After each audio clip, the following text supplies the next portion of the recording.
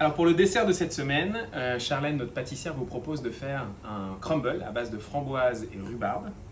Pour ce crumble, vous avez besoin des framboises fraîches. On vous a préparé de la rhubarbe qui a été cuite dans un sirop de fleurs de sureau. On vous laisse un petit peu du sirop qui va vraiment aider les fruits à compoter. Et ici, on a toute notre base de préparation pour le crumble avec du beurre, sucre roux, des noisettes du Piémont, de la farine et des amandes. Capo, à toi. Ok, parfait. Donc pour cette recette, on va commencer à démarrer avec le crumble. Pour le crumble, on prend un bol, on met le beurre qui a été sorti d'avance et qui est en consistance pommade. On va rajouter le sucre cassonade, la farine.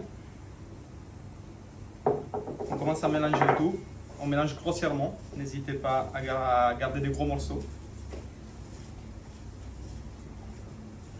Un petit clin d'œil si vous n'avez bien sûr pas sorti votre beurre avant, à partir du moment où vous le travaillez à la main, même un beurre un peu froid, il devient assez rapidement à température.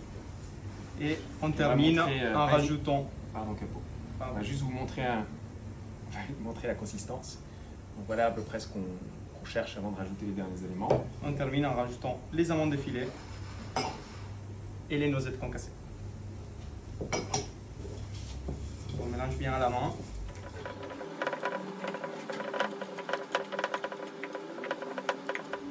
Donc à la fin, le crumble, il aura cette texture.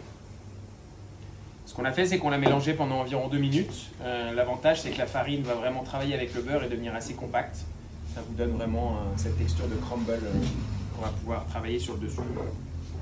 L'avantage de ce dessert aussi, c'est qu'une fois que vous l'avez préparé, vous le mettez simplement au frigo avec un film ou pas, et ça peut tenir plusieurs heures, voire même des jours. Donc si vous voulez préparer ça le samedi matin pour le manger le dimanche soir, ça fonctionne très bien. Voilà. Donc maintenant, on va façonner notre crumble. Pour faire ceci, on va mettre sur le fond notre rhubarbe. Si jamais pour le crumble, là on a pris une petite base de cocotte en fonte, n'importe quel type de petit plat à gratin en pyrex ou quoi que ce soit que vous avez fonctionnera très très bien.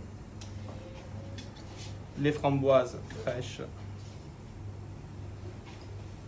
laissées un tiers. Et on rajoute cette sirop de fleurs de sureau. Vu que c'est la pleine saison du sureau, vous pouvez vous amuser à les cueillir maintenant. Cette sirop il permettra de mieux compoter pendant la cuisson les fruits.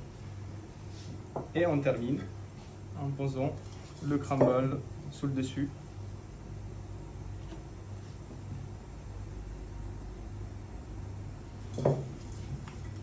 Si c'est pas un truc très régulier, c'est vraiment pas grave. C'est pas le but.